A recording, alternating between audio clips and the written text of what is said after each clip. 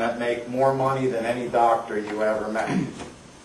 I mean, salesmen that never had their own company, never did anything but go out and close, that make more money than, they're in the top 1% of the earners in the country. They're in the top 0.5% of the earners of the country. So this is something where taking all those features and benefits that are we going to take a break in a minute? So to take all those features and benefits, and don't let it from a feature and benefit standpoint stop there. Make sure you confirm every one of those points. Now, I want to tell you one thing you need to be careful of in investments. If you happen to run into another closer, so you're talking to a business person, they will know exactly what you're doing to them. And some of them might even feel a little uncomfortable, might make a comment, oh, you're trying to close me. I'm not trying to close you on anything. It's that good. That's it. Oh, yeah, but you're asking me, do I agree after every question? How else would you anticipate that I would know? I haven't learned how to read minds yet. And then you just continue with the presentation. But some business people will realize what you're doing with my kind of a system, because we're locking them up. You'll see it come to life. They're tied down, they're tied down, they're tied down. They've answered yes, yes, yes, yes, yes, yes, yes. As much as possible. At the end, and it's very difficult, and I ran into this in LA. Now, LA is a lying culture. Anybody who's ever tried to do business in LA, it is a lying culture. So when I first got to LA, I was extremely frustrated because I was selling in the East, I was selling in the Midwest. I mean, in the Midwest, if they're not interested, they tell you, just don't come back. They're that honest with you. Well, I was having people that were inviting me back, inviting me back, inviting me back. What I realized was their crime is they steal time. That's their lie. See, I need to invite this one in, Finally, I got to the point where now I sell very successfully there, because you know why? As soon as they change their answer the first time, I put them right up against the wall verbally. I stop the presentation cold and say to them, look, the only way we're going to get through this from anything productive is if what you tell me is the way it is. Now I'm wondering why you changed your decision on that answer. Do you know that liars that have lied their entire life lie because people have never called them out on their lies? You could take the biggest liar in the world, call him out one time, hold him up to his answer one time, one of two things will happen. He will either do business with you or he will kick you out right there and then. And I'd rather be kicked out if that's the kind of guy he's going to end up being, frankly. And I'll try every closing position I can make on that person. I will use those people, frankly, as sport. I hate to say it that way.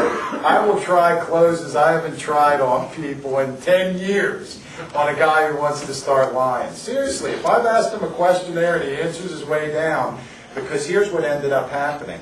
I have more people that do business with me in LA now say this to me.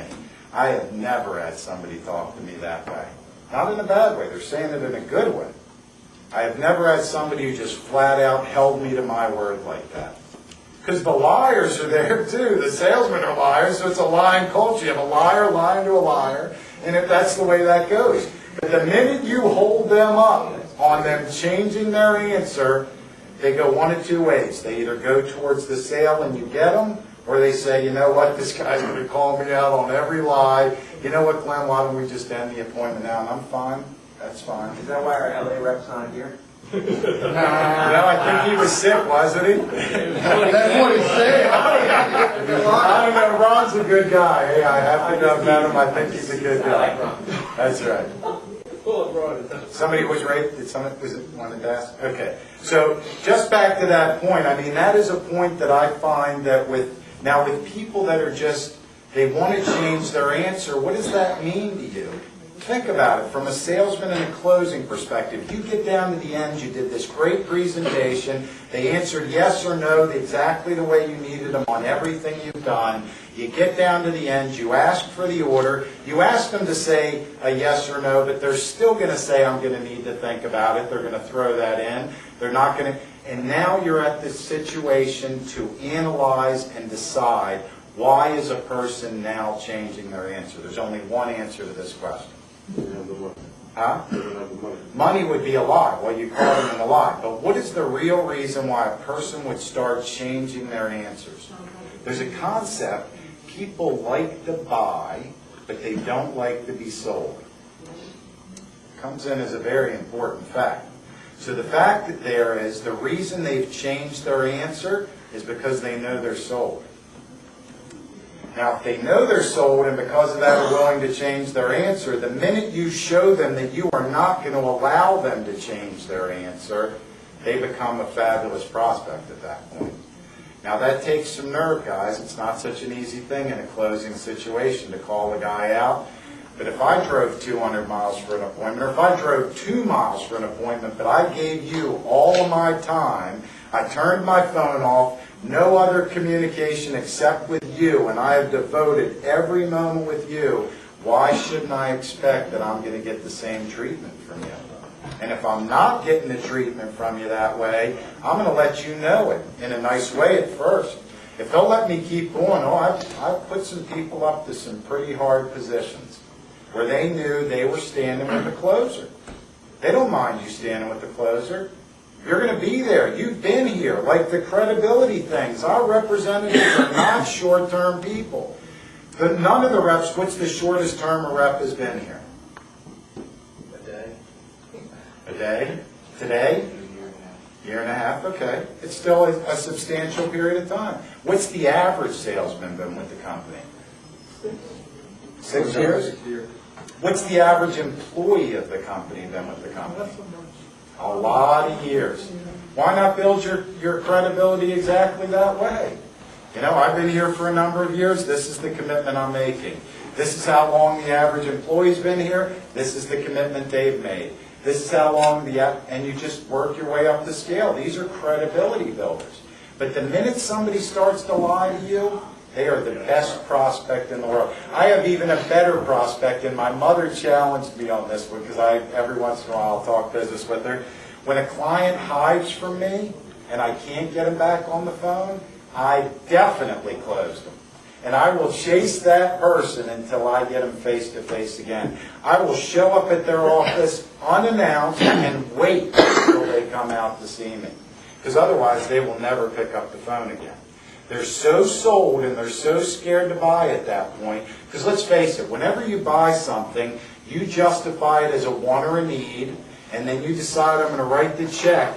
And just making that motion of writing the check makes you stop and pause and think. And just don't, no matter how good it is, you still stop and pause and think. Right?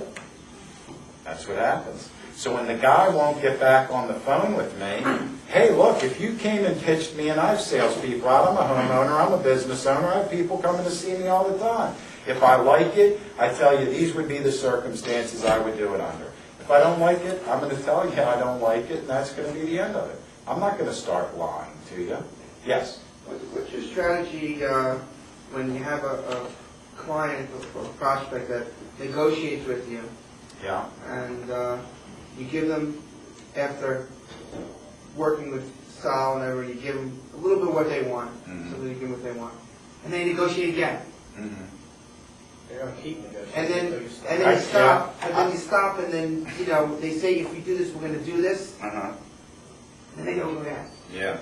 That's a closing situation, actually. I'll tell you how I would deal with it. Number one, give me do you have an exact scenario that you went through, like a case with a client? I closed it with the team. Okay. We gave some conditions. I have a certificate of need states, which are states where you need a license to buy the unit. Correct. So one of our, prospects said, if you give me this, chances are I'll good chance. What is this? Whatever it was, it could be anything. Scoliosis question. So you want to know how I would handle when somebody wants to start working me? I don't let people work me.